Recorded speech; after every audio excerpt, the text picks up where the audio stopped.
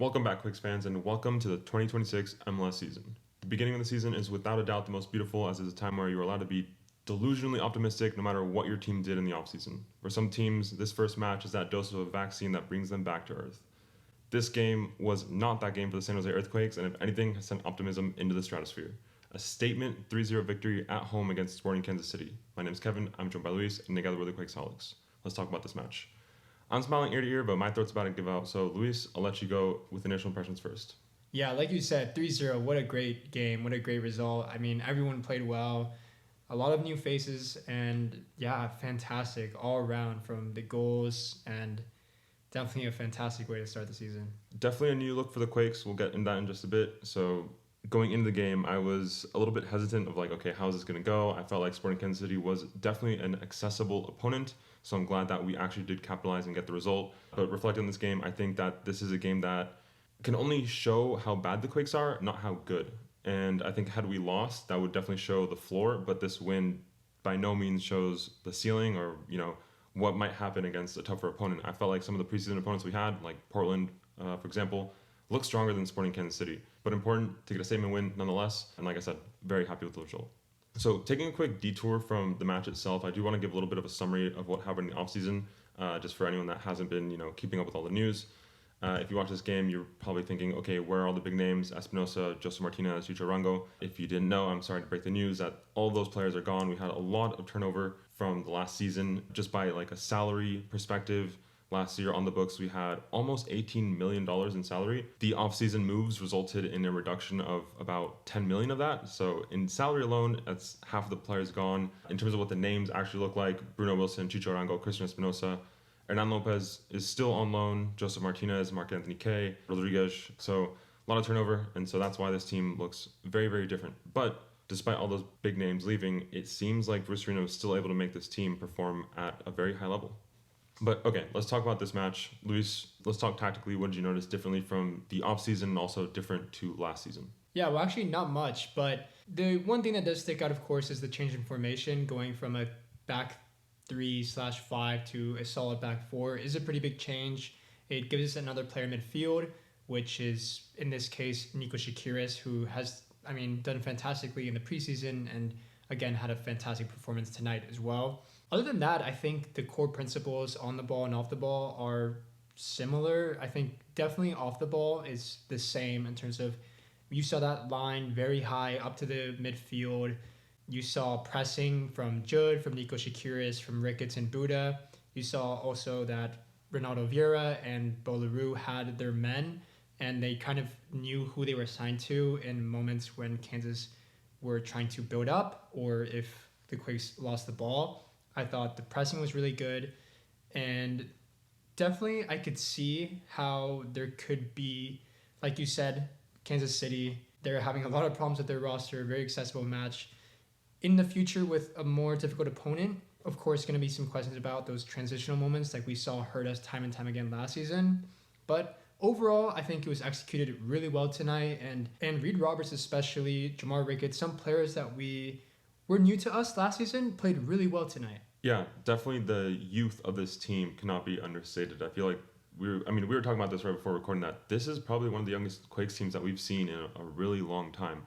There aren't standout veterans. We saw in the preseason Dave Romney playing, I think, 1 or 2 games, but then in the third game, Reid Roberts did get the start. I'm happy to see Reid Roberts get the start again. I feel like he's been playing very well during the preseason, one of the standouts in terms of the defense.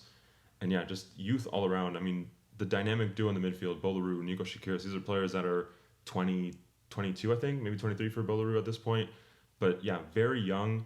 It's not typical to see, such a young 10 play so well. We've definitely criticized Niko in the past as he was still developing. And we had that disclaimer of like, yeah, this is still a developing player. I feel like this season, from what we've seen, is probably going to be Niko's first season of actually stepping up into a big role of being a big name player. And he got the 10 in the offseason, and what better performance than this to say, hey, I deserve this 10.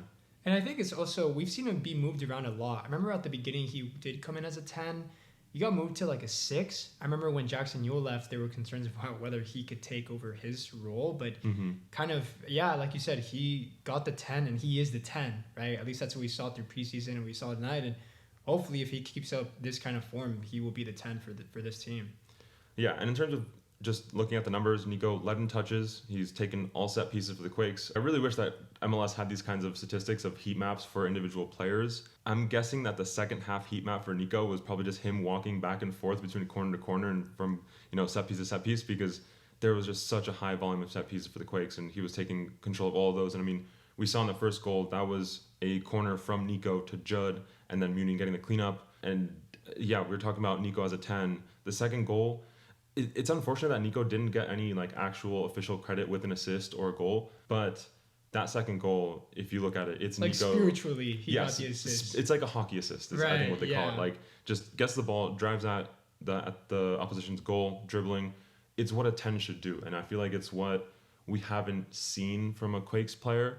And when I say 10, I'm speaking about positionally, that creative attacking midfielder, because I mean, we saw Espinoza as the person wearing the 10 last year was doing that, but he was a right winger.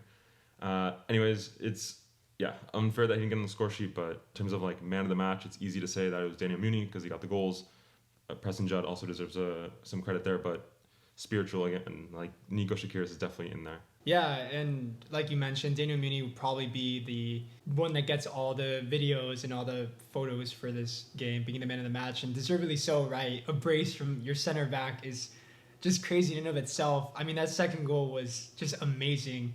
The cross from Beau, Leroux, the technique that he had on the cross too. He kind of like just kind of flung his foot at it and kind of like hit it from the side in a way that just like perfectly curved. He was pretty close to Daniel Munie too. He wasn't like a long reach cross, but fantastic finish, and a great goal also for the first one, right? You could say it's a tap in, whatever, but he reacted really quickly and a lot faster than the Kansas City player who was right next to him. So fantastic. And like I mentioned earlier too, defensively as well, Daniel Munie has that speed. That's the kind of player that you want, especially when you have that line so high, when you have balls coming over the top, when the Kansas, in transition, the attack is coming at you really fast.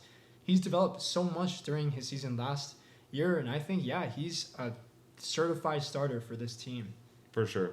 I was getting almost feelings of deja vu compared to last year's home opener, that 4-0 win against RSL. The notable thing about that one is, we had signed all that attacking firepower, but then in that first game, I think all of the goals were, either set pieces or from defenders. So to see, Danny Munie getting a brace, Jamar Ricketts, he got a goal last year. This year he gets the assist. Of course, Preston Judd did get the goal. So there's a lot more balance in this team, which I think is a positive.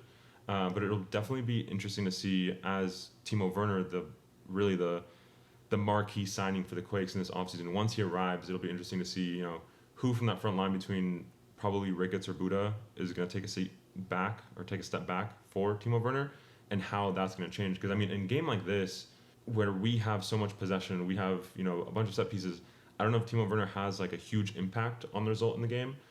Where I think Timo Werner could shine more is when we're playing against, teams that will actually have more possession, and when we're playing more counterattacking style of play. But yeah, I can't wait for that arrival. And for now, I think we're looking good, but against a tougher opponent, I think we're going to need Timo Werner. Yeah, I'm glad that you said that it feels like a lot more balanced team. I would say definitely, from front to back, but also from left to right? I mean, when you have a player like Christian Espinoza, it's sensible, and it's kind of like if it ain't broke, don't fix it. Like, a lot of the creation is going to come from him, and that's just been a fact for this team for plenty of seasons. But, with him gone, I do think there's also sort of a liberty there where they have the option of creating from the left and the right. And that's kind of what I did notice tonight is Jamar Ricketts was getting a lot of crosses in. You have Dwan Jones on that side as well. Beau, Leroux getting some good switches of play. But on the other side, you still have Buda, who had some good crosses. You have Niko Tsakiris in the set pieces, and also when he would kind of be on the corner of the area, he also got some good crosses in as well from that right side. So, yeah, definitely a lot of balance, and I'm interested to see, how Timo Werner kind of changes that. Definitely will be an improvement, but all around, there's just a lot of promising stuff and a lot to look forward to. It's hard to be critical in a 3-0 win. I have some points, but do you want to go first in terms of what you didn't like from this game? Honestly, nothing that I didn't like, but like you said, just unanswered questions about, again, that line is very high. It can lead to a lot of chaotic moments. That kind of goal that Niko Tsakiris got, it's possible, if Ronaldo Vieira or Beau Leroux maybe loses a duel or something, that kind of thing can happen to the Quakes, which we've seen happen before. If you have a run in behind and in a man marking kind of system, if you lose your man, it can cause a lot of chaos and just throw things out of whack.